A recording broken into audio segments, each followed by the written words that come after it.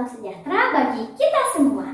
Perkenalkan, saya Joy Sarasitorus kelas 5 SDK Smart Holikid, Kecamatan Margahayu, Kabupaten Bandung.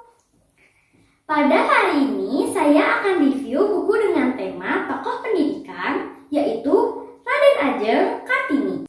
Buku yang akan saya bacakan berjudul Habis Gelap Terbitlah Terang, karya Arminda Pane, diterbitkan oleh PT Persero. Penerbitan dan pencetakan Balai Pustaka pada tahun 2008, cetakan ke-26, ISBN 9789794070635. Berikut yang dapat saya sampaikan dalam presentasi review buku ini.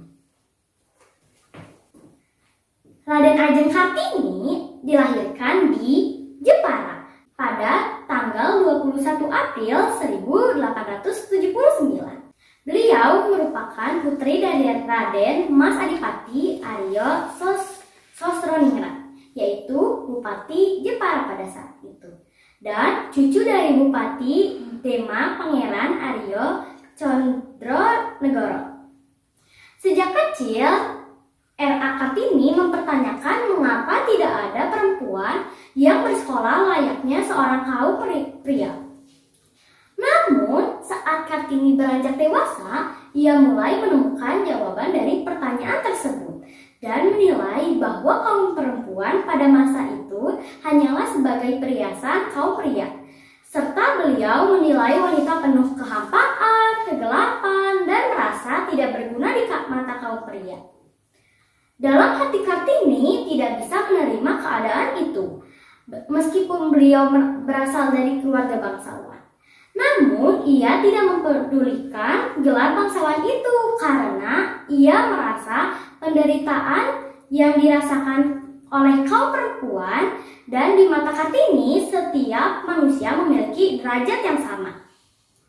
Kartini suka berbaur dengan masyarakat serta selalu memberi semangat kepada kaum perempuan untuk berjuang dan meraih impian yang ingin dicapai. R.A. Kartini memberi semangat kepada kaum wanita dengan semboyan, kita harus membuat sejarah baru, kita mesti menentukan masa depan kita yang sesuai dengan keperluan kita sebagai kaum wanita yang harus mendapatkan pendidikan layaknya seperti halnya kaum laki-laki. Kartini ingin bersekolah ke Belanda, akan tetapi terhalang sehingga membuat Kartini mengkritik dengan berkirim surat dengan orang-orang Belanda. Beberapa orang mengirim surat dengan Kartini. Estella H. Zihandelar, J.H.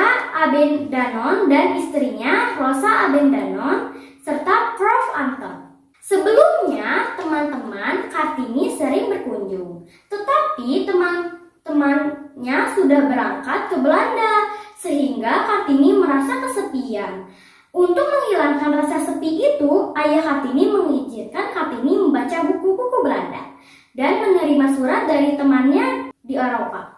Pada akhirnya, Kartini berjumpa dengan seorang laki-laki yang bernama Raden Adipati Joyoningrat, yang selanjutnya menjadi suaminya. Kartini merasa pernikahannya dengan Raden Adipati dapat membantu menggapai cita-citanya merubah derajat kaum perempuan. Pada tanggal 13 September 1904, anaknya laki-laki lahir.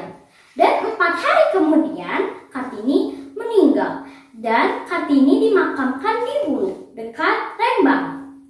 Unsur intrinsik dari buku ini yaitu tema. Buku ini bertemakan pejuang seorang wanita yang ingin mengubah pandangan dunia kepada wanita. Tokoh dan penokohan. Yang pertama, R.A. Kartini sebagai perempuan yang baik, gigih, pandai, dan gemar membaca. Yang kedua, R.M. Adipati Aryo Sosroningrat, ayahnya R.A. Kartini yang baik, tegas, dan penyayang.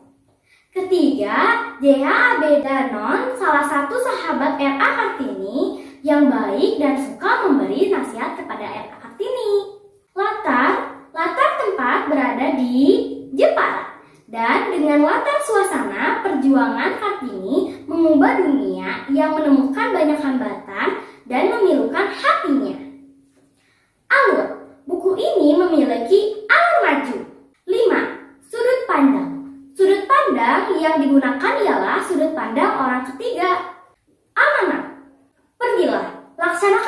cita-citamu.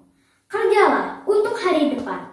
Kerjalah untuk kebahagiaan beribu-ribu orang yang tertindas di bawah hukum yang tidak adil dan paham-paham palsu tentang mana yang baik dan yang buruk.